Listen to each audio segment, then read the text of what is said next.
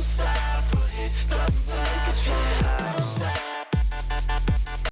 SMG that the devs reworked is absolutely insane. This is over 180k DPS using blue tungsten ammo. The weapon I am talking about is the Kumawink SMG, also known as the Bounce SMG or the Bear. Or in my certain case, I named it Kill Them All because it does. It kills everything it touches. Okay, so why is Bounce so amazing now? Let's go over the key effect real quick. So bounce to hit a random enemy within a 15-meter radius. Then bounce again. With each bounce deals damage equal to 40% of your weapon damage. If no target is available, bounce to the environment. What? Right, so to bounce back to the environment means if you have a single target and there is nothing around him, it can hit the ground and bounce right back to him, which is absolutely insane that Bounce never had that in the first place. This is what it should have been in the first place. All right, so how does this weapon work exactly? All right, well, it has a 25% chance to trigger an AoE bounce, hitting up to 3 targets. Okay, 3 targets, remember that. Bounce always triggers a rebound on hit, dealing 100% of the bounce damage. But no further bounces occur after the rebound. What this means, and this is new this season, they just changed it to this weapon. This was on the Pansky item, but what this means is when you trigger bounce, it has a guaranteed chance to hit another enemy, which is the rebound part, okay? Not only that, it would do 100% of the bounce damage. What? And let's just finish this. But no further bounces occur after the rebound. So all that's saying is when it rebounds off of the first enemy that it bounces to, it won't bounce again. So you're gonna get a bounce to hit the enemy, and then that bounce is gonna hit the next enemy. It's a lot better than it sounds, trust me. So after reload, bounce trigger count +1 for 6 seconds. All that means is that when you reload, when your bounce procs, you will have essentially 2 bounces hit the enemy, and both of those bounces benefit from this description, right? The second description right here. So they're both rebound on hit. So now instead of 1, you are getting 2, which is even better. That is not even including base 30% bounce damage that you get from this weapon, which is insane. If you think that's insane, just wait till we get to the actual mod and stuff. So the mod I am using is Super Bullet. The reason I am using Super Bullet is because of the guaranteed bounce crit rate 10% and the guaranteed bounce crit damage 25%. That's insane. That's just base. You are guaranteed that no matter what. All right. And not to mention the substats, if you get those with a bounce affix on it, which I highly recommend doing, you get bounce damage increase. And this is guaranteed for all bounce affix mods. This isn't like, you can't like not get this. This is guaranteed right here. So not only are we getting 6% bounce damage, okay, we are getting 25% extra bounce crit damage. What? So you stack this 25% that we just got on top of this guaranteed 25%, that's already 50%. We haven't even gotten into the other mods yet. That's already 50% extra crit damage for bounce. Yes, I'll take it. And for the calibration, you are going to want to run heavy style, double crit rate. This weapon benefits from both the 60% ammo increase and both of the crit rates. This weapon you want to build crit rate with. Crit rate and crit damage should be your #1 priority with this weapon. All right, and for the attachments, these are personal. You don't have to use these. These are just the ones that I like. I use these for all my SMGs. I use the forward flash hider, compact reflex sight, tactical laser sight. This one is necessary for it because you do want those extra 10 bullets. So I highly recommend putting this one on. You'll thank me later, trust me. And for the ammo, you can run pink tungsten. I have tried the smart ammo. It does do a little bit more damage. However, I'm not a fan of it. I don't have resources like that, unfortunately. You can use it though. It's very much possible. But this weapon is perfectly fine using this or even the regular blue tungsten ammo. It looks like a big damage increase, but it's not a whole lot. For your secondary, you're just gonna want to run DE50 Wildfire. You can run Bingo if you want to. It's optional. I like DE50 because it's faster to pull out and mark enemies with. Trigger Bullseye, Switchback, pretty good, nice and easy. For the calibration, we're just running Rapid Shot, Weak Spot, Double Weak Spot. Doesn't really matter that much because you just use this weapon to mark enemies with. But there is something actually very important on this weapon that will actually benefit Bounce, and it's this one. So besides getting an additional 8% of vulnerability, added on top of the 8% vulnerability already that you're getting, you are also getting, if you get a bullseye affix on the mod, you will also have a chance to get extra crit damage on targets with bullseye. So this is another 18% crit damage. Okay. Now this one, they do have to have bullseye applied to them, but that's 18% extra crit damage. That's not including the extra duration and the 8% vulnerability on top of the base 8% vulnerability for a total of 16%. Now you're talking about some big damage here. For attachments, these are optional. You don't have to run these. You're just using this weapon to mark the enemy pretty much. So it's just there. For your melee, you're just going to want to run the long axe. It's just the weapon I use for everything pretty much. You get the Fortress Warfare buff, which will give you the extra 20% damage while on Fortress Warfare. And I know it's going to sound a little crazy, okay? Just hear me out. This mod right here, I know you see the crit damage, don't you? After leaving Fortress Warfare, remain for 2 seconds.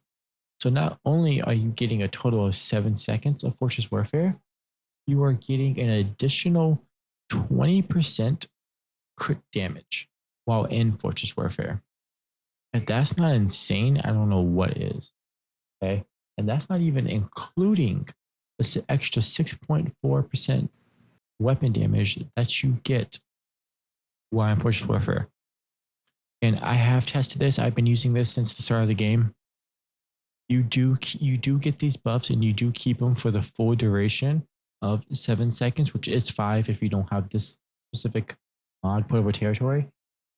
But you do keep them when you switch back. And it is insane how much damage you could do with that. All right, for the mods, for the gear, for the helmet, you're going to want to run momentum up. And all your mods are going to be violent. All right. Yes, we are stacking the living crap out of our crit mods. Okay. You will have so much crit damage.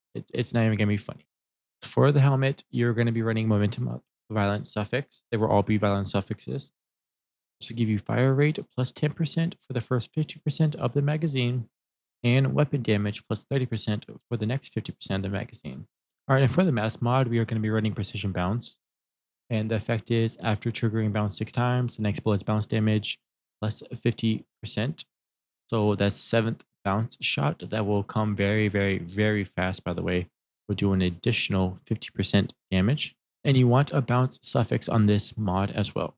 For an additional, I'm going to say it again, additional bounce damage and bounce crit damage. All right. I mean, y'all see where we're going here, right? This is getting kind of out of hand now. But so you're getting 4.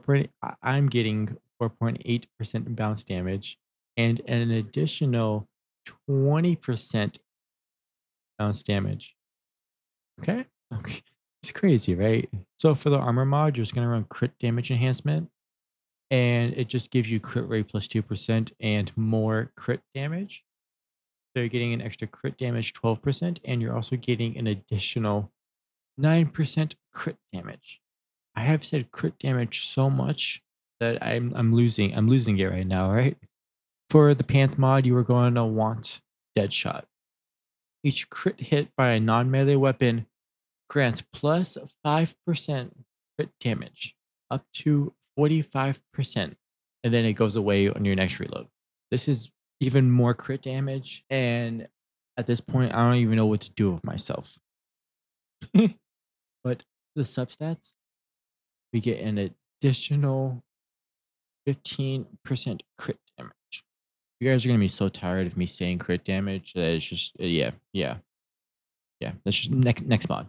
For the gloves mod, you are going to want to run crit amplifier. Okay, so you will get an additional 10% crit rate and an additional 15% crit damage. I have seen people run the one where it only gives you the 50% crit rate. I don't think that's worth it though. I think I'd rather lose that 5% crit rate and take the additional 15% crit damage. I think that just benefits it more. But for the substats, you are going to be getting more crit damage. And then I also have damage against Grave Ones. You can get damage against normal enemies and stuff like that. Just damage mods in general are good with this weapon. I mean, we already have a crap ton of crit damage. What else do you want? And for the boots mod, you're just going to be running covered advanced. So taking no damage within 4 seconds grants plus 20% melee weapon and status damage for 30 seconds. Nice and simple. That's just the mod that I run. Most people run. It's a great mod. And it's going to be a violent mod for more of the crit. Not going to say the damage part, just the crit part. You are going to want to run a 4-piece Lone Wolf set. Okay. And you are going to want to run 1-piece Renegade or 1-piece Bastille.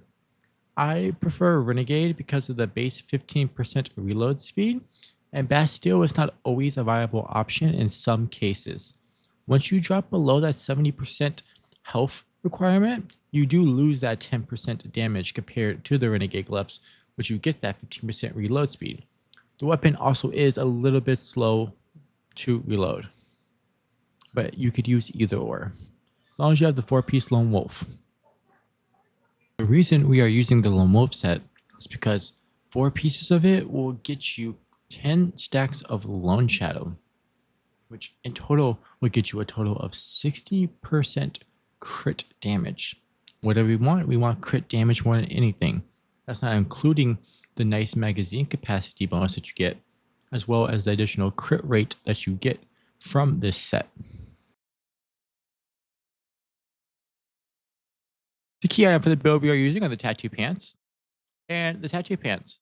Bounce can hit allies but deals no damage with a 70% chance to automatically refill 1 bullets. Okay. And what this means is when you're shooting an enemy, when your bullets bounce, okay, they can bounce back to you and refill your ammo, or they could bounce off of your allies. And allies also includes deviants, the deviations that you send out. Say your deviants out, your ammo is going to bounce off of him, bounce back to you, and look at the ammo count. It's bouncing right back to you. Okay. This would be more if you had like turrets and stuff out, which you don't really need the turrets. You can if you want. But as they bounce to your deviant and you're just refilling your ammo. So essentially you're doing more damage in the long run rather with the sharp blade pants. But you can still run the sharp blade pants if you don't want the ammo reload. I know when you first so when you first look at it, the hot dog shorts look like they're the better choice because of the bounces +2. But if you go back and look at the weapons, description, hot dog shorts bounces +2, yeah, but we're only able to bounce to 3 targets. Okay, we're only able to bounce up to 3 targets, and not only that, bounce always triggers a rebound on a hit, right? But no bounces will occur after the rebound. So essentially making the hot dog shorts useless. That's why we run the tattoo pants, or you could also run the sharp blade pants. I recommend tattoo pants. It's a personal choice though. Weapon does reload kind of slow, but still good. So we're going to be running anti-phase, tactical combo, deviant master, deadly combo for the extra 25% bounce damage, steady hand, bounce rampage, and you want to be running bounty hunter. And you could also run, this is optional, you could either run Fortress Link, or if you're playing by yourself and you need the healing, you could also run Lone Walker. If not, you don't want to run Lone Walker, you don't want to run Fortress Link, you could also run Anti-Regen for the pistol. You'll be able to deal with face deviants, and you'll also be able to deal with regen deviants. For the food buffs, you can use crumbly bread if you want to. I'm not the biggest into food, but crumbly bread's an option. I've also seen that if you could use bone and deviated sausage for 50% extra boss damage, or you could also use the mixed fried hot dog for even more damage when you apply bullseye to targets. And for our deviation, we are using Lone Wolf. He is 4-3 at the moment, and he boosts my weapon damage by 37.8%. I like to be up clear and honest about my deviants. I don't have the highest one. I mainly use him for the aggro for enemies. That's why I have the deviant power so high, so he lasts for so long. But the extra bonus damage is nice and all. I'm not using him for that really. So if you have like a 5-5 or something like that, you're gonna do even more than that. Be honest with you. But I love my Lone Wolf so much. Ever since they took away Bounce's Deviant. That was all for the build. I hope you guys enjoyed that. I've been working on this build since season 1, I believe. Yeah, season 1. And I've been wanting this weapon to be this good for so long now. And so when the devs changed it, I got so excited for it. And I had a really fun time using it now, and it's definitely one of my top favorite weapons now. But I hope you'll have a good one, and I will see y'all in the next one.